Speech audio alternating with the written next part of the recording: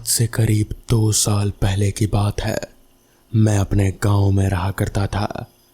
हमारे घर के सामने बहुत खूबसूरत हवेली थी, लेकिन देखते ही देखते उसकी खूबसूरती बदसूरती में तब्दील हो गई, क्योंकि वहाँ लोगों ने रहना बंद कर दिया था। वहाँ रहने वाले लोग ना जाने कहाँ गायब हो गए थे। मैं बचपन से ही उस हवेली को देखता था, उस घर में रहने का सपना देखता था, पर इतना पैसा मेरे पास नहीं था कि इतनी सुंदर हवेली में रहता।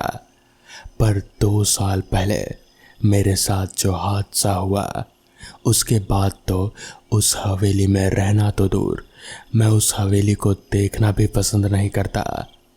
आज से 2 साल पहले जब मैं अपने गांव में था तो धीरे धीरे सब बदल गया। वो हवेली एक खंडर की तरह लगने लगी, क्योंकि वहाँ पर रहने वाले लोग एक रोज़ अचानक ही मारे गए। सारे लोग अचानक कैसे मारे गए पता नहीं चला, लेकिन अब उस हवेली से मुझे अजीब सी आवाज़ आया करती थी। हवेली में कोई नहीं रहता था, पर मुझे ऐसा लगता था जैसे कोई औरत रो रही है। मुझे उसके रोने की आवाज़ लगातार सुनाई देती थी। छोटे छोटे बच्चों के रोने की आवाज़ आती थी। हवेली का राज क्या था मुझे तब पता नहीं था, पर मुझसे रहा नहीं गया। वो आवाज़ और पुकार मुझे अपनी ओर खींच रहे थे और मैं खींचा चला गया। उस हवेली के अंदर चला गया। उस हवेली के अंदर मेरे सिवा और कोई नहीं था। फिर भी ऐसा लग रहा था जैसे किसी और के होने का एहसास हो। चारों तरफ धूल मिट्टी इतनी गंदगी थी कि लग रहा था सालों से वहाँ कोई नहीं आया हो। लेकिन फिर वो आवाज़ कैसी थी?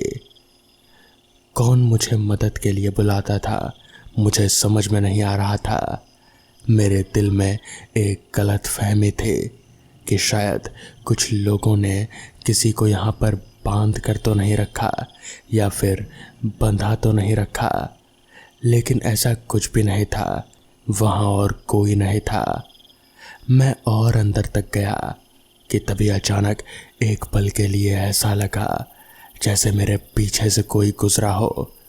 मैंने पलट कर देखा, पर मुझे कुछ दिखाई नहीं दिया। तभी सामने कमरे की लाइट अपने आप जलने और बुझने लगी। थोड़ा अजीब लगा मुझे कि तभी उस अंधेरे में मुझे एक छोटा सा बच्चा दिखाई दिया। मैं करीब गया उसके और मैंने पूछा कि वो यहाँ अकेले क्या कर रहा है और उसके मम्मी पापा कहाँ हैं। वो बोला कि मेरे पापा और मेरी मम्मी वो लोग लड़ रहे हैं और पापा ने मम्मी को बहुत मारा। अब मम्मी रो रही है, दरवाज़ा नहीं खोल रही। तो इस पर मैंने पूछा, तुम्हारे पापा कहाँ हैं? तो उसने जवाब दिया कि मेरी माँ को उन्होंने मार डाला। ये सुनकर मेरे मन में थोड़ा डर बैठ गया, पर मैंने खुद को संभाल लिया। वो बच्चा मुझे अपने मम्मी के कमरे के पास ले जाने लगा, जहाँ पहले से ही एक बच्चा लगातार दरवाज़ा खटखटा रहा था और अंदर से किसी औरत के रोने की आवाज़ आ रहे थे। मैंने बहुत कोशिश की कि वो औरत अपना दरवाज़ा खोले, मगर वो रोए जा रहे थे और दरवाज़ा नहीं खोल रहे थे। मैंने थोड़ा दम लगाया और दरवाज़ा तोड़ दिया और अचानक सारी आवाज़ें शांत हो गई।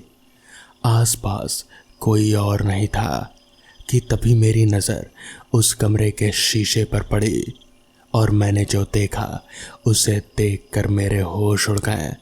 मैंने देखा उस आईने में ऊपर पंखे से एक औरत की लाश टंगी थी और वो मासूम बच्चे जो मुझे यहाँ पर लेकर आए थे वो इतने भयानक लग रहे थे कि उन्हें देखना भी मुश्किल था। वो औरत ऊपर से ही मुझे घूर रहे थे और वो बच्चे धीरे धीरे मेरे करीब आ रहे थे। मैंने भागने की कोशिश की तो दरवाज़ा जैसे अंदर आ गया था और फिर अपने आप ही बंद हो गया। मगर ऐसा कैसे हो सकता है? दरवाज़ा तो मैंने तोड़ दिया था, तो फिर दरवाज़ा अंदर आकर अपने आप ही कैसे लग गया? अब मेरे हाथ पैर खौफ से कांप रहे थे और मुझे सिर्फ एक खिड़की दिखाई दी। उन सबको अपनी ओर आता देख मुझे बहुत घबराहट होने लगी और उस खौफ में मैं उस खिड़की से नीचे कूद गया। मेरी किस्मत अच्छी थी कि मेरी जान बच गई। उस हवेली का ही पड़ोसी मुझे अस्पताल ले गया। उसका कहना था कि उस हवेली में रहने वाले उस आदमी ने ही अपनी और अपने बच्चों को और फिर अपनी पत्नी को भी मार डाला। दरअसल वो आदमी किसी और औरत से शादी करना चाहता था। उन तीनों को मरने के बाद ही कुछ दिन बाद वो आदमी भी रहस्यमय तरीके से मारा गया। तब से वो हवेली बंद पड़ी है। उस सच्चाई को सुनने के बाद मैंने उस गांव को ही छोड़ दिया और वापस जाने की कभी मेरी हिम्मत नहीं हुई। लोग कहते हैं आज भी उस हवेली से उस औरत और उसके बच्चों की आवाज़ें सुनाई देती है। तो दोस्तों, ये थी आज की पहली कहानी। तो चलिए बढ़ते हैं आज की दूसरी कहानी की ओर। बात है आज से करीब 50-55 साल पहले की। ये उन दिनों की कहानी है जब मेरे दादाजी जवान हुआ करते थे। दादाजी बताते हैं कि उन दिनों गांव देहात में ज़्यादा साधन नहीं हुआ करते थे। लोग यहाँ से वहाँ जाने के लिए बैलगाड़ी या फिर घोड़ा गाड़ी का ही इस्तेमाल किया करते थे। और अगर इस बीच किसी को नदी पार करनी हो तो फिर उन दिनों ब्रिज भी नहीं हुआ करते थे। हालांकि हुआ करते थे मगर इतने नहीं, बहुत ही कम।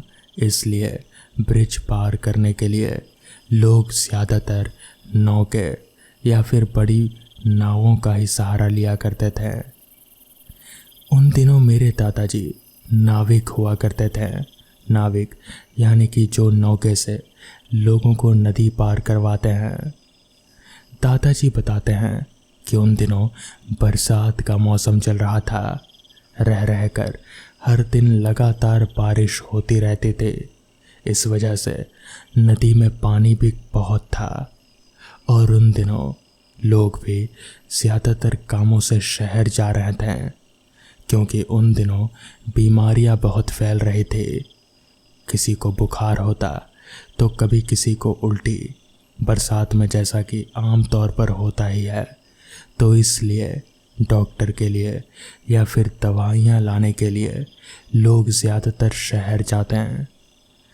एक रात की बात है, दादाजी हमेशा की तरह ही उस रात करीब 7:30 बजे के आसपास अपने नौके को नदी के किनारे बांधकर वापस घर की ओर ही लौट रहे थे।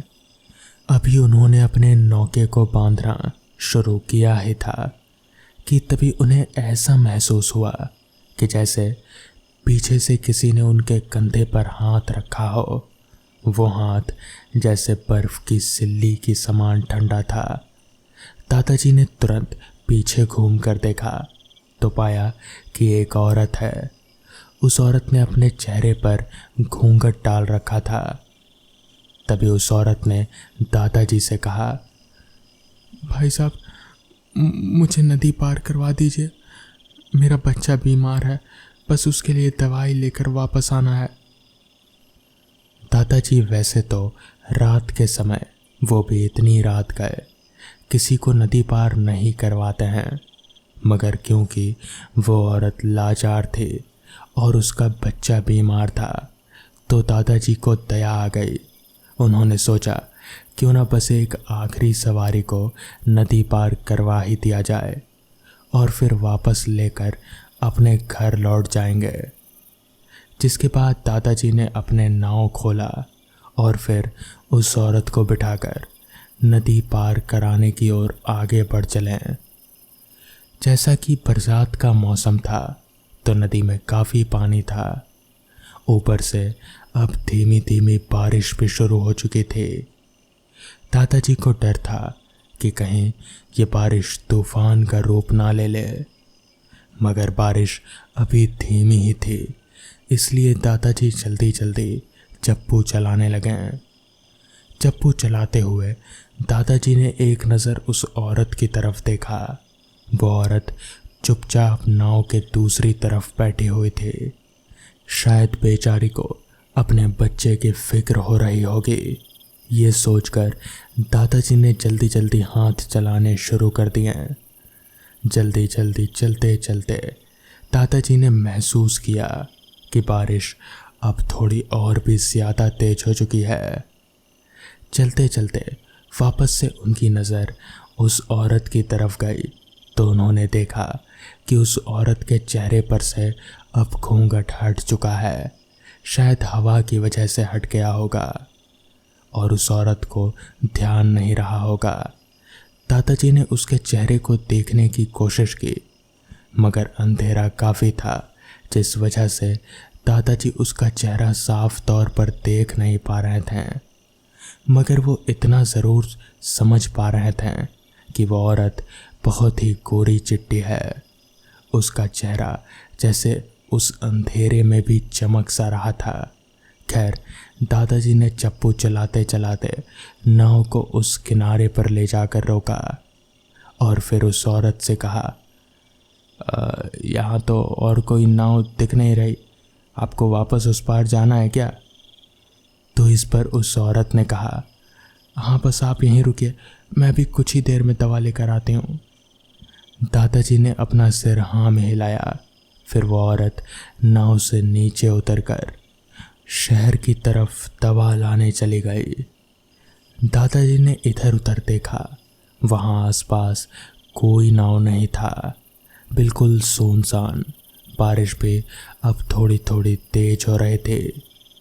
उन्हें डर था कि अगर बारिश बहुत ज़्यादा तेज हो गई तो फिर उन्हें सर बचाने के लिए कोई जगह ढूंढनी पड़ेगी, और यहाँ आसपास तो कोई घर भी नहीं दिख रहा, सिर्फ एक घाट है।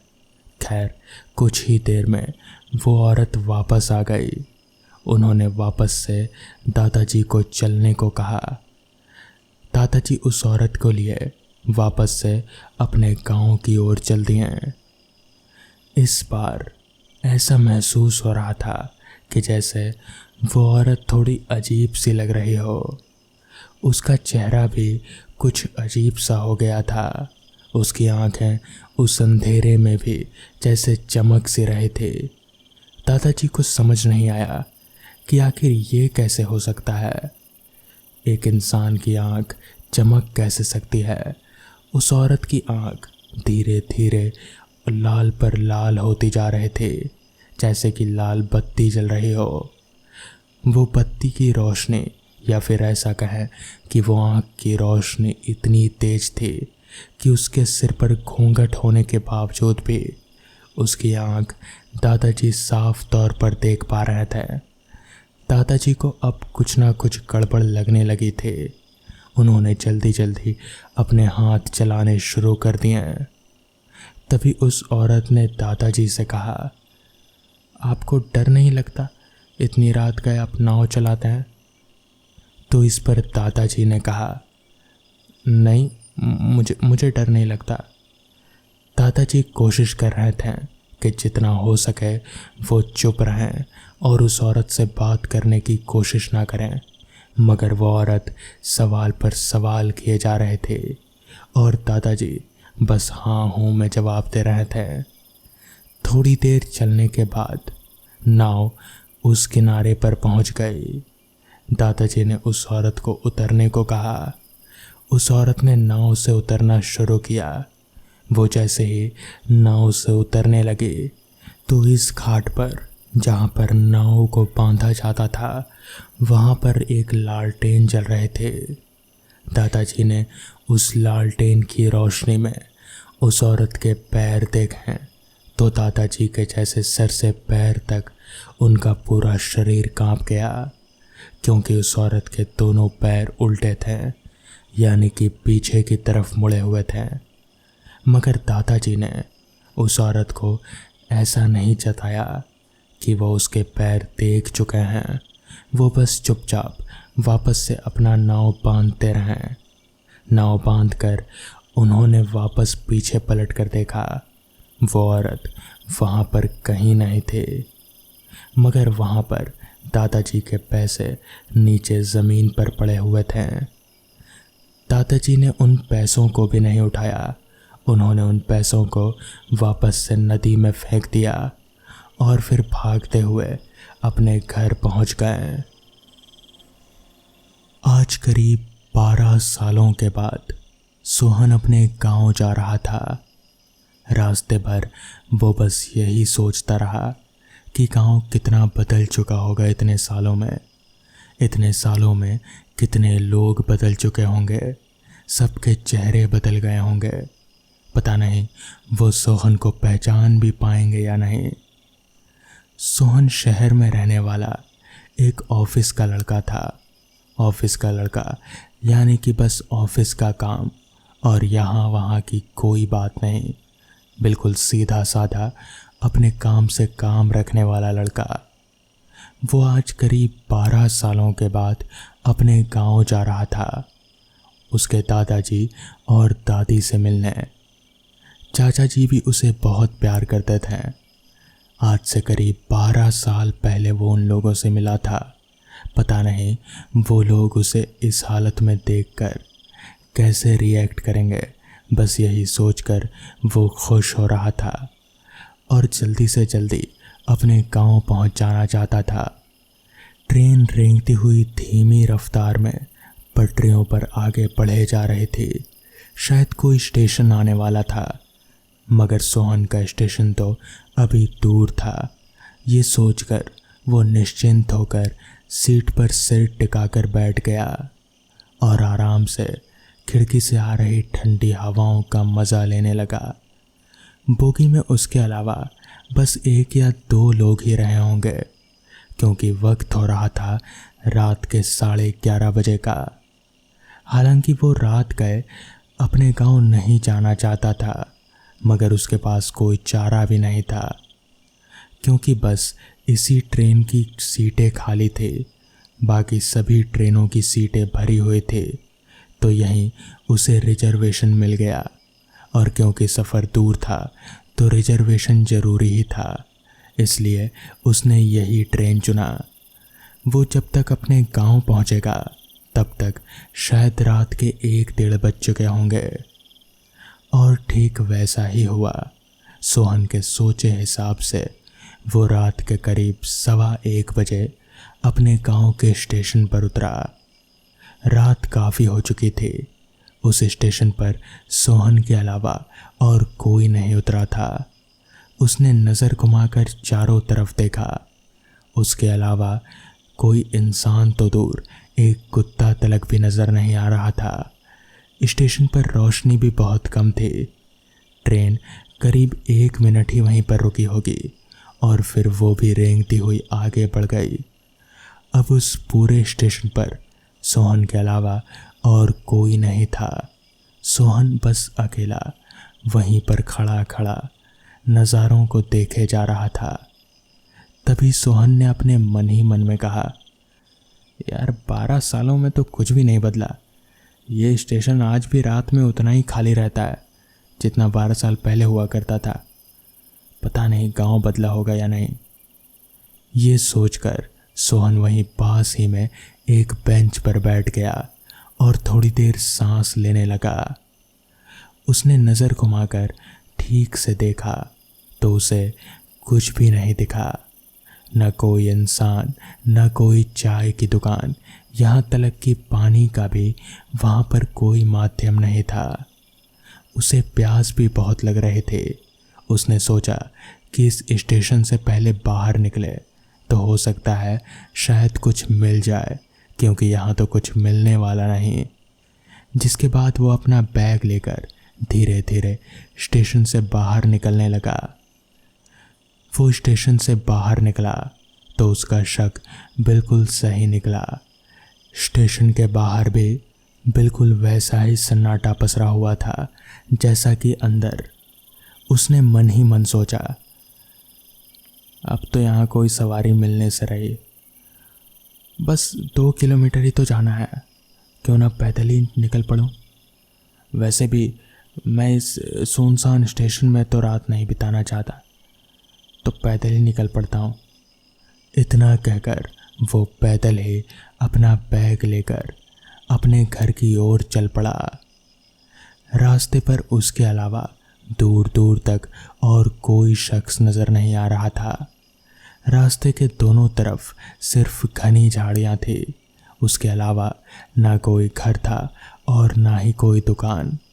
सोहन को बहुत प्यास लग रहे थे। उसका पानी का बोतल भी खत्म हो चुका था और पानी का कहीं और कोई जरिया उसे नज़र नहीं आ रहा था। वो किसी तरह बस रास्ते पर आगे बढ़े जा रहा था। वो मन ही मन सोच रहा था कि अगर कोई घर भी दिख जाए तो कम से कम वो पानी मांग कर पी सकेगा। इसी तलाश में वो बस रास्ते पर आगे बढ़े जा रहा था। हालांकि कहीं ना कहीं कुछ कुछ चीज़ें उसे बदली हुई सी नज़र आ रहे थे, इसलिए उसे डर था कि कहीं वो रास्ता ना भटक जाए, क्योंकि वो यहाँ आज से करीब 12 साल पहले आया था और 12 साल में याददाश्त कमज़ोर हो ही जाती है। जिसके बाद वो धीरे धीरे चलते हुए आगे बढ़ने लगा।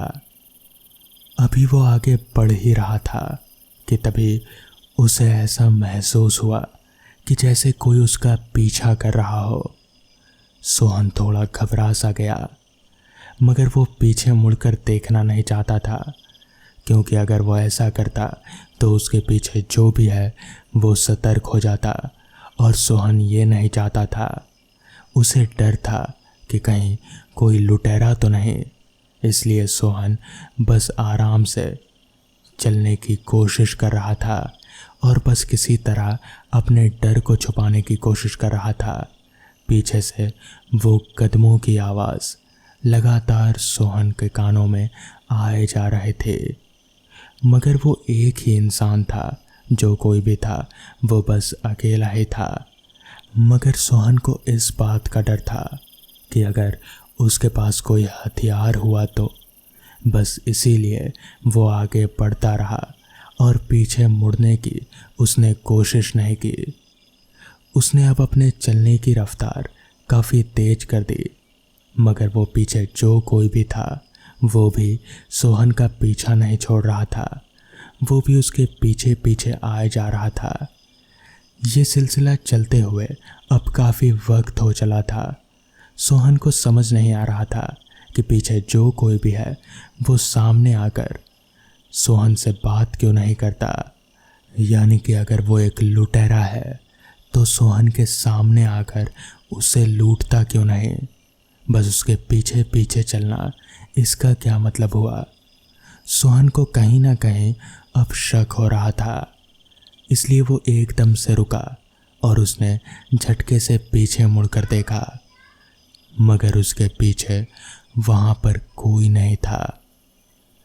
उसे कुछ समझ नहीं आ रहा था कि आखिर अगर पीछे कोई है नहीं तो तब से ये कदमों की आवाज़ कैसे आ रही है। तभी अचानक से उसे ऐसा महसूस हुआ जैसे पीछे से किसी ने उसके कंधे पर हाथ रखा हो।